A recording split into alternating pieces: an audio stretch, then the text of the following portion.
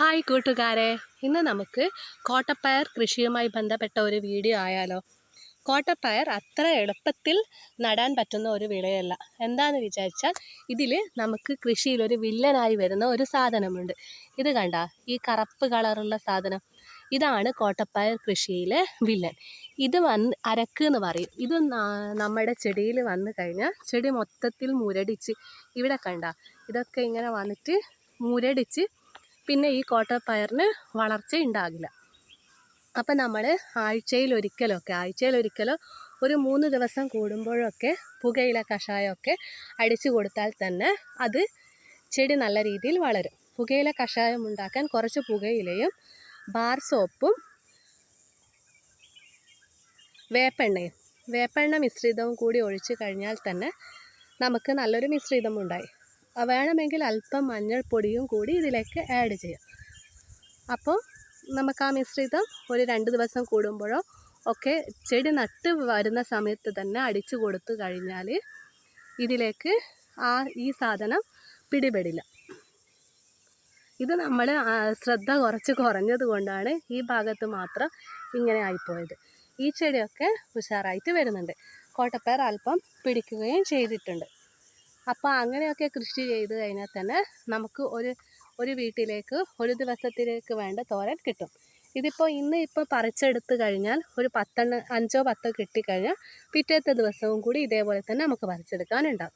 അപ്പോൾ അത് 2 ദിവസം വെച്ചതിന് ശേഷം നമുക്ക് തോരൻ ഉണ്ടാക്കാമല്ലോ.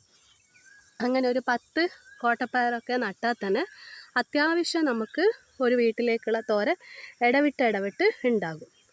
അതുകൊണ്ട് തന്നെ ഇതിൽ പിന്നെ ജൈവ സ്ലറി ഏറ്റവും നല്ലതാണ് കോട്ടപ്പയറിന്. കോട്ടപ്പയർ എന്നല്ല, ഏതൊരു കൃഷിക്കും ഏറ്റവും നല്ലതാണ് ജൈവ സ്ലറി.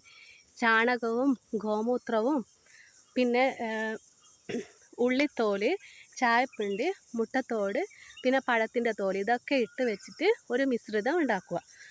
കുറച്ച് വെള്ളവും ഒഴിച്ചിട്ട് ഇത് റൊട്ടേഷൻ ക്ലോക്ക് വൈസായിട്ട് ഇളക്കി കൊടുക്കുക. ഒരു 3 ദിവസം കഴിഞ്ഞ് കഴിഞ്ഞാൽ ഇതിൻ്റെ വെള്ളം സ്ലറി വരും.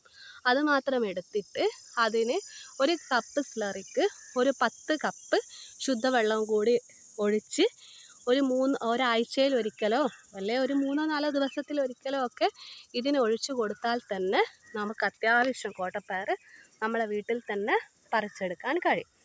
അപ്പോൾ ഇന്ന് തന്നെ എല്ലാവരും കോട്ടപ്പയർ കൃഷി ചെയ്യാൻ തുടങ്ങിക്കോളൂ. ഇന്ന് എനിക്ക് ഇത്രയും കോട്ടപ്പയറും ഇതിൻ്റെ കൂടെ കുറച്ച് ആനക്കൊമ്പൻ വേണ്ടിയാണ് നമ്മൾ നട്ടത്, അതുകൂടി ലഭിച്ചിട്ടുണ്ട്. ഇന്ന് എനിക്ക് ഒരു തോരനുള്ള കോട്ടപ്പയർ ലഭിച്ചിട്ടുണ്ട്. ഇത് രണ്ടും കൂടിയാണ് നമ്മൾ നട്ടത്. വയലറ്റ് കളറുള്ളതുമുണ്ട്, പച്ച കളറുള്ളതുമുണ്ട്.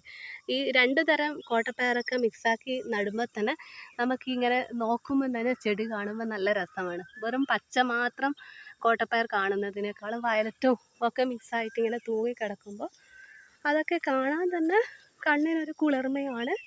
പിന്നെ നമുക്ക് വറവ് തോരനും ആകുമല്ലോ. അപ്പോൾ നിങ്ങളെല്ലാവരും ഇന്ന് തന്നെ കൃഷിയിലേക്ക് ഇറങ്ങുക. മറ്റൊരു വീഡിയോയിൽ മറ്റൊരു കൃഷി രീതിയുമായി കാണുന്നത് വരെ ബായ്.